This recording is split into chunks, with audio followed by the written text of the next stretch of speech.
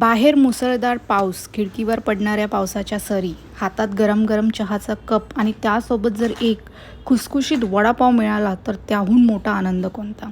महाराष्ट्राचं हे सर्वात लोकप्रिय स्ट्रीट फूड फक्त एक पदार्थ नाही तर प्रत्येकाच्या आठवणींशी जोडलेली एक चव आहे. कॉलेजच्या कट्ट्यावरचे दिवस, ऑफिसच्या ब्रेकमधला वडापाव, बसस्टॉपवर पावसात भिजत खाल्लेला गरम वडा प्रत्येकाची एक खास आठवण आहे. तर आज आपण घरच्या घरी झणझणीत, खुसखुशीत आणि मस्त वडापाव बनवणार आहोत. तर होम कुक बाय माया या चॅनलमध्ये मी तुमचं पुन्हा एकदा स्वागत करते. तर सर्वात पहिले आपण उकडलेले बटाटे घेतलेले आहेत आणि त्याच्यानंतर आपण करणार आहोत ठेच्याची तयारी. ठेचा करण्यासाठी आपण हिरव्या मिरच्या तव्यावरती परतायला टाकलेल्या आहेत आणि त्याच्यामध्येच आपण लसूण, आलं, जिरं, मीठ टाकून ते व्यवस्थित मिक्स करून घ्यायचं. ठेचा करताना सर्वात आधी मिरच्या नेहमी ड्राय रोस्ट करायच्या आणि मग नंतर तेल टाकून ते व्यवस्थित परतून घ्यायचे. ही फक्त एक झटपट ठेचा करण्याची ट्रिक आहे. ही जी वड्याची रेसिपी आहे ती नेहमीच्या वड्यापेक्षा खूप वेगळी आहे, झणझणीत आहे, चटपटीत आहे.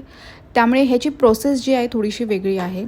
तर आपण सर्वात पहिले उकडले बटाटे घेणार आहोत आणि ते कुस्करून घ्यायचे. त्याच्यामध्ये बनवलेला ठेचा टाकायचा, मीठ टाकायचं, कोथिंबीर टाकायचं आणि ते एकत्र छानपैकी मिक्स करून घ्यायचं. आता आपलं बटाट्याचं मिश्रण तयार आहे आणि आपण त्याचे गोल गोळे तयार करून घेणार आहोत. तर वड्याचा जो ट्रेडिशनल शेप आहे तो थोडा चपटा असतो, त्यामुळे गोळे केले की त्याला थोडंसं दाबून त्याचा चपटा आकार द्यायचा. वडापावची तयारी ही नेहमी सिक्वेन्समध्ये करायची असते. तर सर्वात पहिले आपण बटाटा वड्याचं मिश्रण बनवायचं आणि मग त्याच्यानंतर बेसन पीठची तयारी करायची जे तळण्यासाठी आपल्याला लागणार आहे.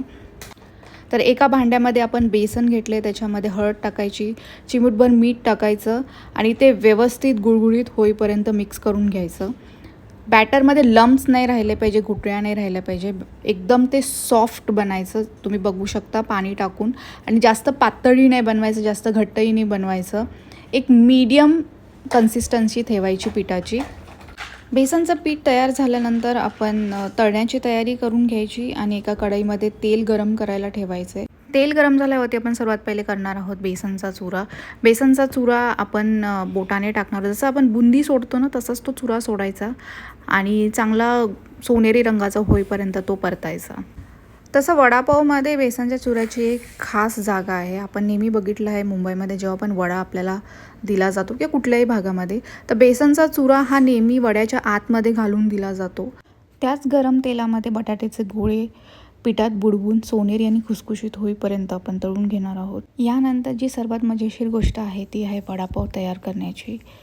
सर्वात मजेशीर भाग म्हणजे वडापाव तयार करण्याचा. तर मऊ पाव घ्यायचा, तो मधून कट करायचा, त्याच्यामध्ये गरम गरम वडापाव घालायचा. तुम्ही लसूणची लाल कोरडी चटणी घालू शकता. पहिला घास घेताच तिखट ठेचा, मऊ बटाटा, खुसखुशीत बेसन आणि मऊ पाव यांची अप्रतिम चव तोंडावर पसरते. पावसाच्या वातावरणात हा वडापाव खाण्याची मजा काही वेगळीच आहे. तुमच्या घरीही हा झणझणीत ठेचा वडापाव नक्की करून बघा. जर रेसिपी आवडली असेल तर व्हिडिओला लाईक करा आणि कमेंटमध्ये नक्की सांगा तुम्हाला हा वडापाव चहासोबत आवडला की कॉफीसोबत. आणि अशाच काही वेगळ्या रेसिपीजसाठी होम कुक बाय माया या चॅनलला नक्की सबस्क्राईब करा. धन्यवाद.